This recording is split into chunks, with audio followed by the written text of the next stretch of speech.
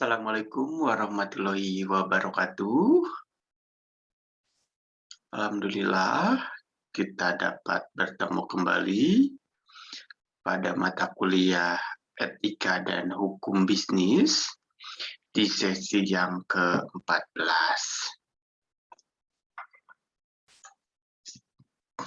Di sesi ke-14 ini, pada perkuliahan hybrid learning, mahasiswa dapat menyaksikan video pembelajaran dari Bapak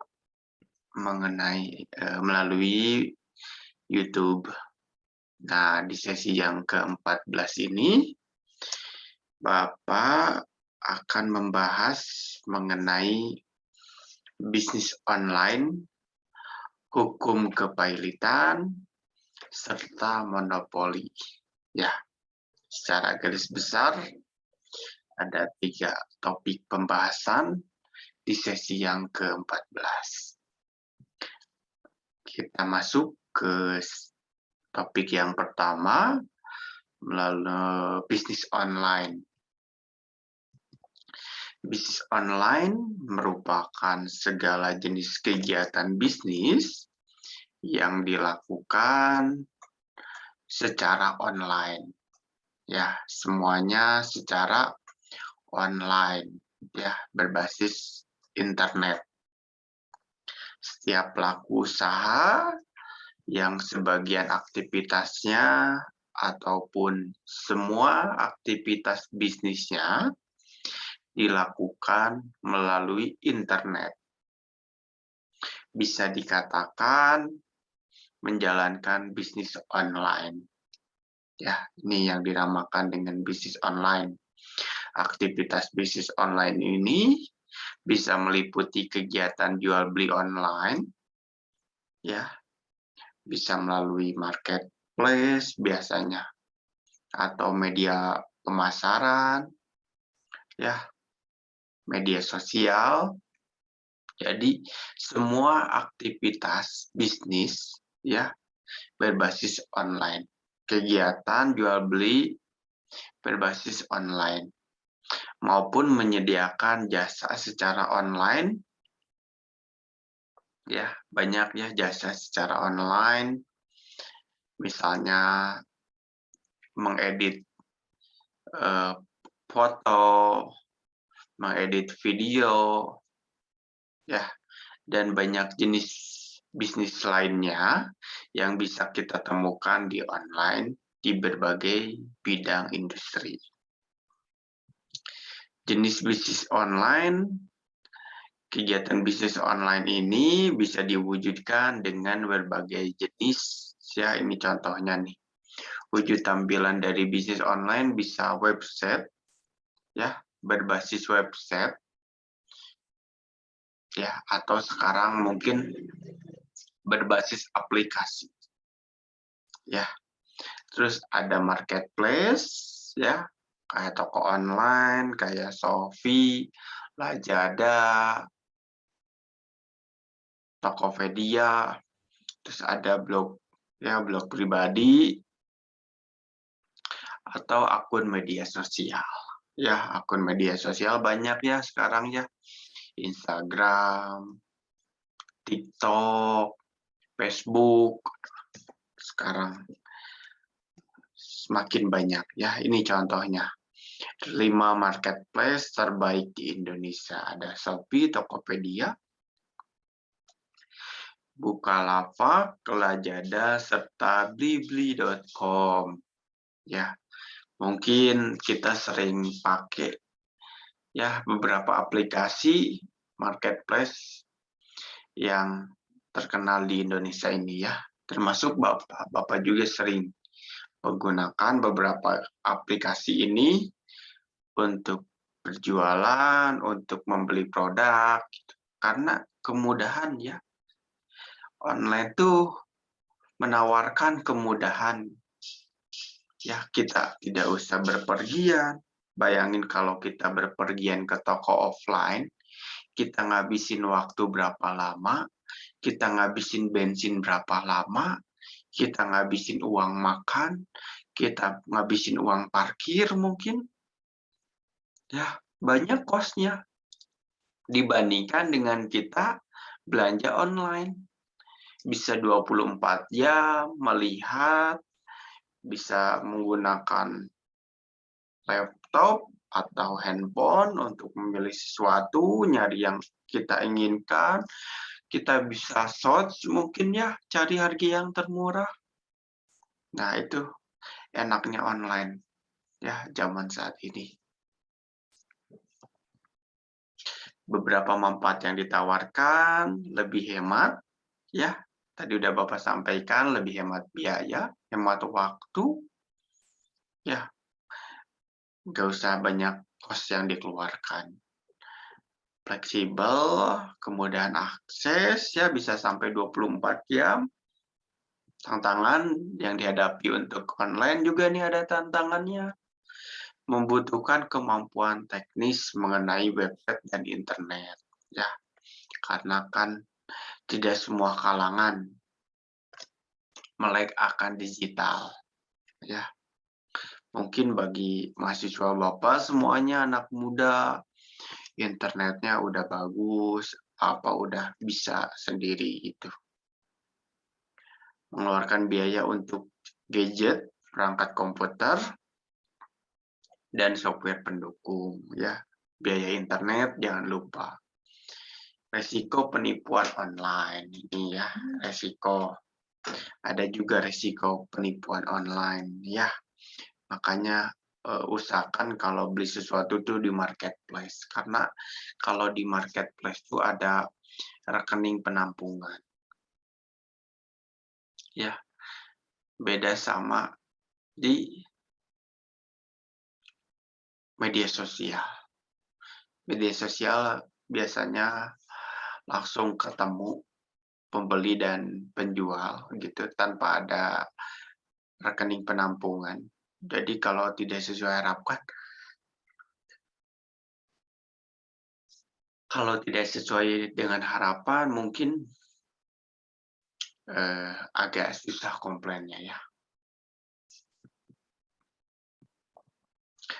Berdasarkan hasil studi yang dilakukan Asosiasi Penyelenggara Jasa Internet Indonesia yang diambil selama periode Maret hingga 2019 menemukan bahwa jumlah pengguna internet di Indonesia meningkat hingga 10%. Banyaknya pengguna internet di Indonesia ini membuat bisnis e-commerce atau jual beli online semakin berkembang. Nah, keabsahan dari kontrak online, ya, istilah kontrak online digunakan oleh Dekan Fakultas Hukum Universitas Indonesia dan dosen bidang hak kekayaan intelektual dan telematika, Edmond Makarim, yang artinya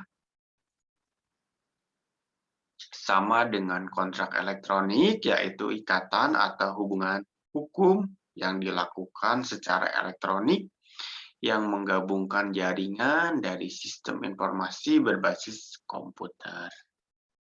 Jual beli online lahir karena adanya kontrak jual beli yang terjadi secara elektronik antara penjual dan pembeli. Namun, hingga saat ini aturan jual beli elektronik masih belum tertulis dengan jelas di dalam hukum yang berlaku di Indonesia. Hal ini dikarenakan syarat-syarat sah perjanjian secara elektronik belum diatur secara khusus ya. Secara khususnya belum ada nih. Pada prinsipnya syarat sah perjanjian telah diatur dalam Kitab Undang-Undang Hukum Perdata. Ya, merupakan acuan dalam pembuatan kontrak online. Selama kontrak online yang dibuat telah memenuhi 4 syarat sah perjanjian yang dimaksud dengan pasal 1320 KUHP Perdata, maka kontrak online tersebut dapat dianggap sah dan mengikat para pihak.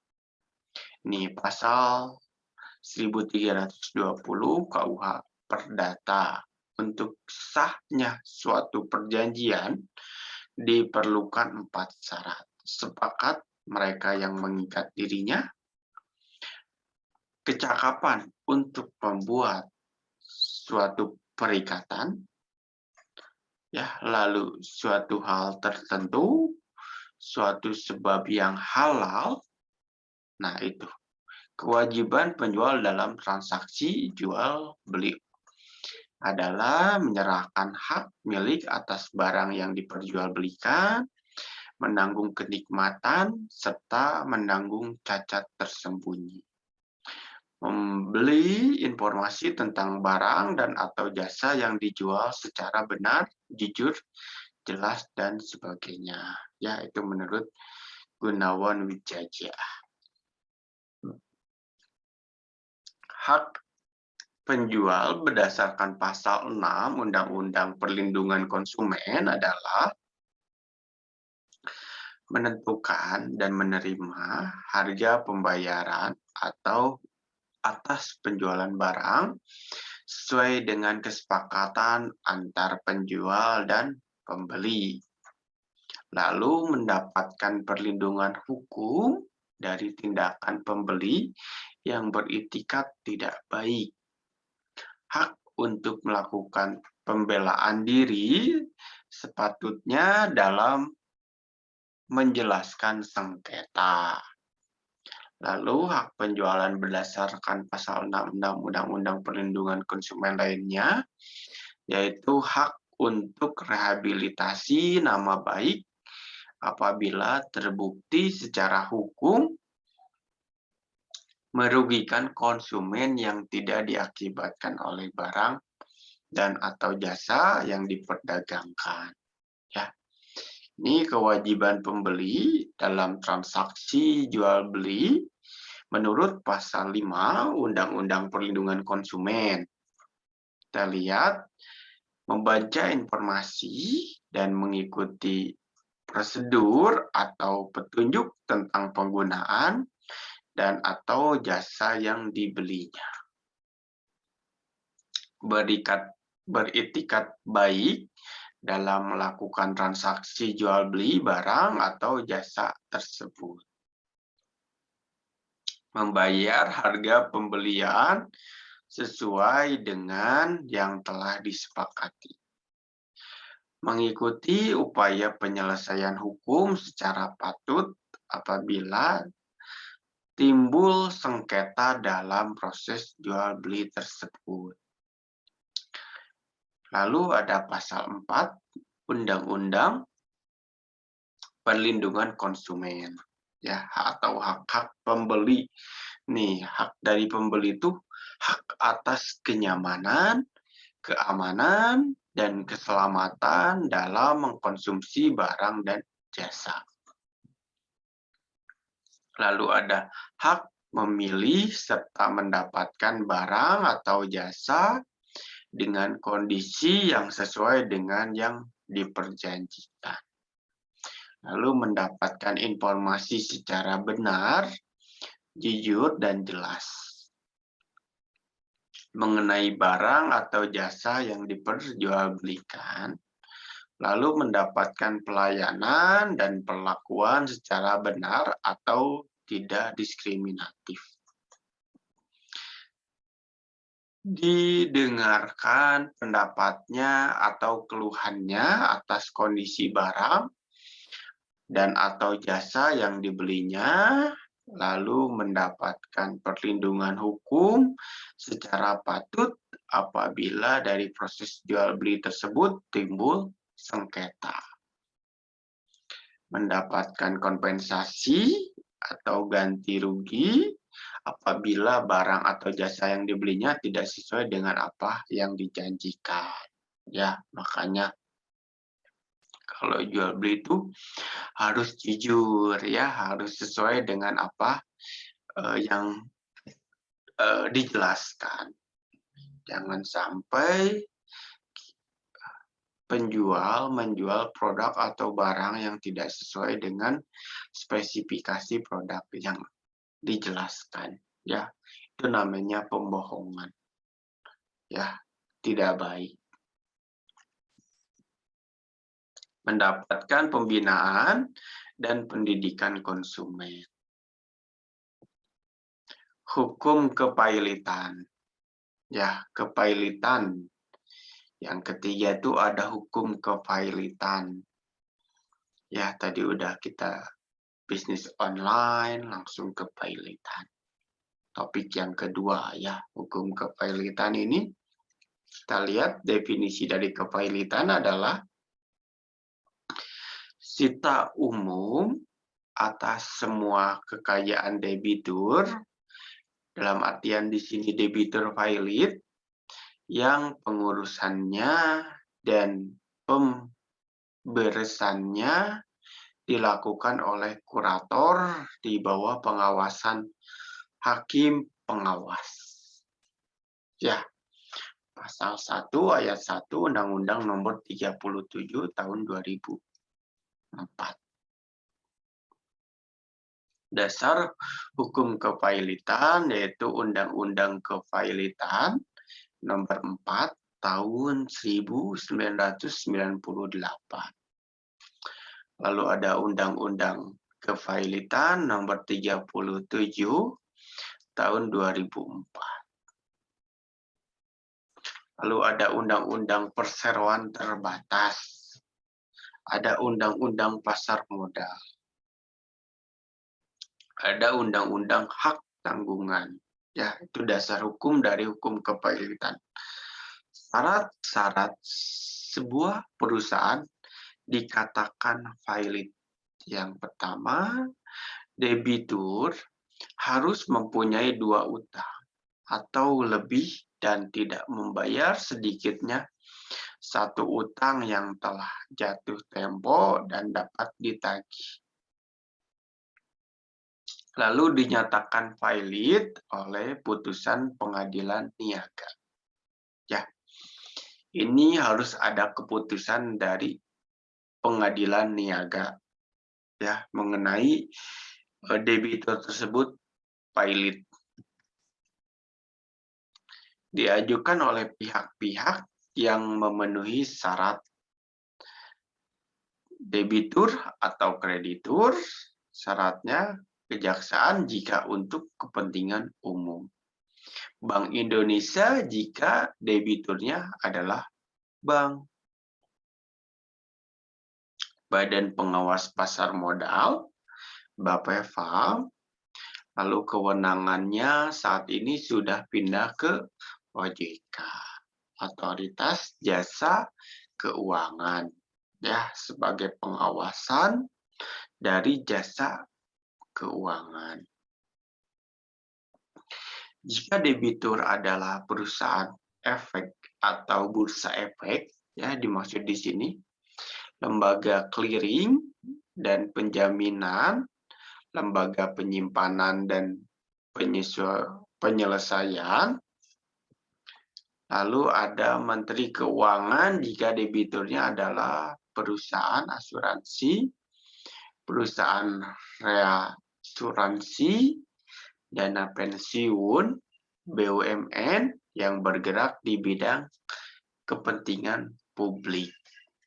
Ya, syarat-syarat dari katakan pailit.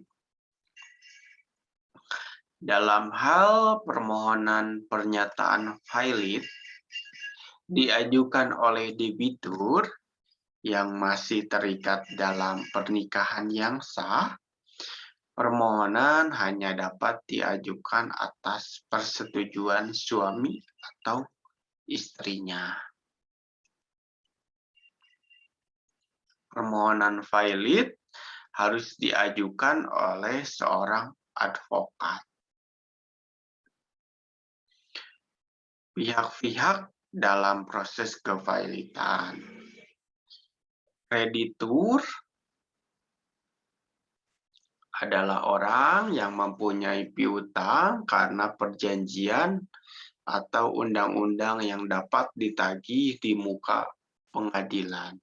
Ya, ini proses kepailitan. Pihak-pihak dalam proses kepailitan. Lalu ada debitur, adalah orang yang mempunyai utang karena perjanjian atau undang-undang yang pelunasannya dapat ditagih di muka pengadilan. Lalu pihak-pihak dalam proses kepailitan selanjutnya, debitur valid adalah debitur yang sudah dinyatakan valid dengan putusan pengadilan. Lalu ada kurator, adalah balai harta peninggalan, ya, atau orang persorangan yang diangkat oleh pengadilan untuk mengurus dan membereskan harta debitur valid di bawah pengawasan hakim pengawasan. Lalu ada hakim pengawas, adalah hakim yang ditunjuk oleh pengadilan dalam putusan valid atau putusan penundaan kewajiban pembayaran hutang. Ya, ini pihak-pihak. Hakim pengawas.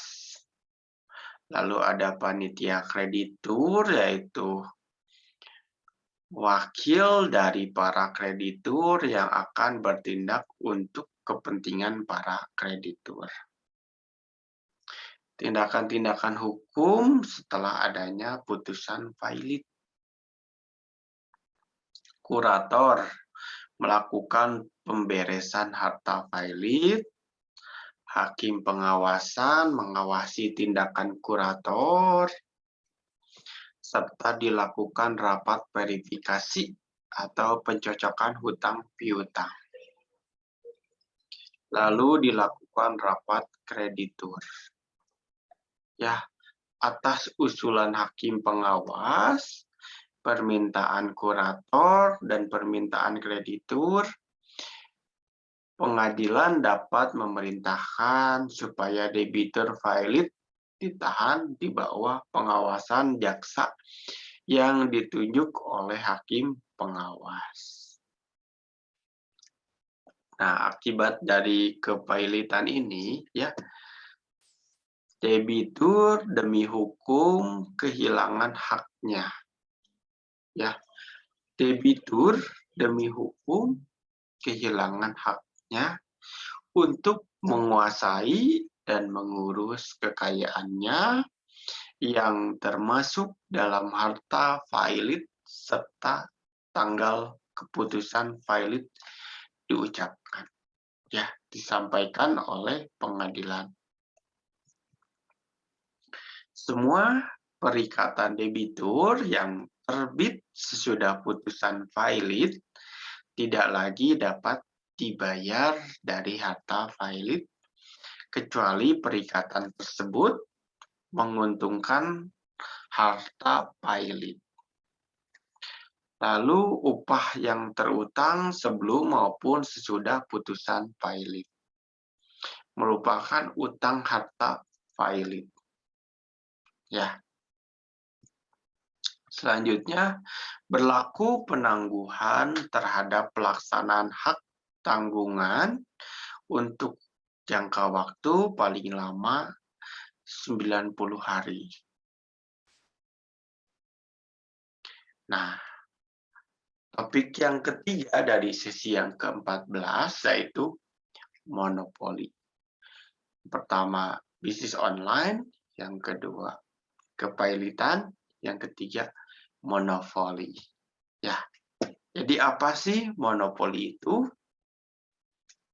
Kita lihat di sini, monopoli adalah keadaan bisnis yang dipegang penuh oleh satu perusahaan. Hal ini dikarenakan hanya perusahaan tersebut yang memiliki layanan yang dibutuhkan oleh banyak orang. menjadikan perusahaan tidak memiliki pesaing atau kompetitor. Dengan melakukan praktik monopoli, perusahaan dapat mengambil keuntungan maksimal atau perusahaan yang bersifat monopoli. Ya, tidak baik nih. Pasar monopoli sendiri merupakan salah satu bentuk integrasi antara permintaan serta penawaran yang cirinya hanya ada satu produsen atau produsen tunggal yang menghadapi banyak sekali pembeli atau konsumen. Kelebihan pasar monopoli yaitu munculnya kreativitas dan inovasi. Adanya hak cipta atau hak paten. Kecilnya peluang untuk berkompetisi karena sudah dimonopoli, ya, jadi kecil peluang untuk berkompetisi. Kekurangan dari pasar monopoli memicu perkembangan pasar gelap, ya, karena pasar secara resminya sudah dimonopoli, sudah dikuasai misalnya oleh beberapa perusahaan, sehingga susah untuk perusahaan startup atau perusahaan-perusahaan yang baru ingin bersaing di bisnis yang sama, ya, berat jadinya. Lalu kekurangan pasar monopoli selanjutnya, terjadinya kemungkinan eksploitasi konsumen dan pekerja. Ya, kemungkinan terjadinya eksploitasi sangat tinggi, ya, karena permintaannya sangat besar, persaingan di pasar kurang kompetitif, sehingga produk monopoli ini sangat bagus, ya, tidak ada pilihan mungkin, menyebabkan konsumen membeli produk. Otomatis permintaan pasar sangat tinggi, ya, makanya perusahaan ingin memperbanyak produknya sehingga mengorbankan pekerja, eksploitasi pekerja. Ya. Lalu munculnya ketidakadilan, ya, karena pasar dikuasai oleh perusahaan-perusahaan besar, ya, atau oleh satu perusahaan.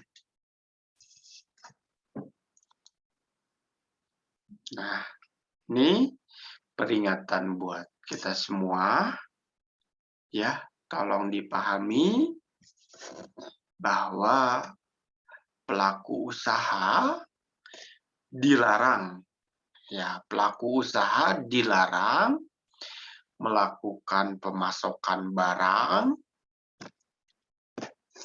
dan atau jasa dengan cara melakukan jual beli atau menetapkan harga yang sangat rendah dengan maksud untuk menyingkirkan atau mematikan usaha pesaing. Ya, ini tidak baik.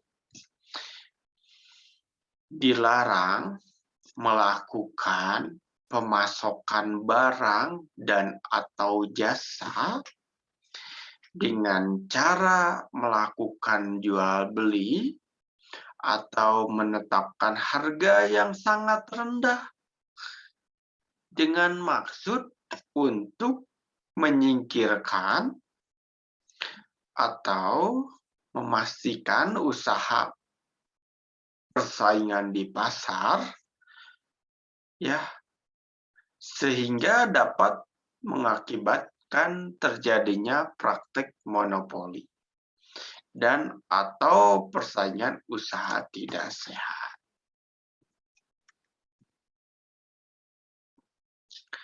Nah, biasanya terjadilah sengketa. Ya. Jadi gimana sih caranya menyelesaikan sengketa? Ya, suatu penyelesaian perkara yang dilakukan antara salah satu pihak dengan pihak yang lainnya. Menyelesaikan sengketa terdiri dari dua cara, yaitu melalui litigasi, ya, pengadilan, dan non-litigasi atau di luar pengadilan, biasanya di bawah tangan. Ya, dalam proses penyelesaian sengketa melalui litigasi merupakan sarana terakhir atau ultimum remedium bagi para pihak yang bersengketa. Melalui proses penyelesaian melalui non-litigasi tidak membuahkan hasil. Menurut pasal 1 ya, nomor 10 Undang-Undang nomor 30 tahun 1999 tentang arbitrase dan alternatif penyelesaian sengketa.